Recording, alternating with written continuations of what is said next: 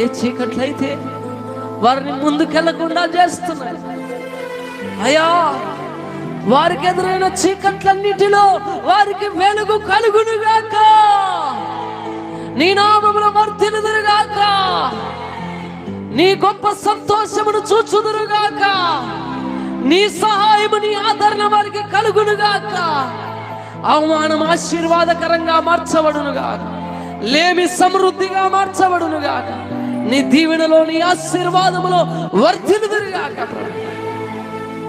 మీరే వారి జీవితం, వారి కుటుంబములు, వారి పరిస్థితుల్లో, వారి స్థితిగతులలో, వారి కన్నీటిలో మీరే ఉండి వారిని ఆదరించమని, బలపరచమని, నడిపించమని యేసు క్రీస్తు శక్తి కలిగిన నామం అడిగి పొందుకొని నాము తండ్రి. ఆమేన్. అందరూ కూడా కూర్చుందాం.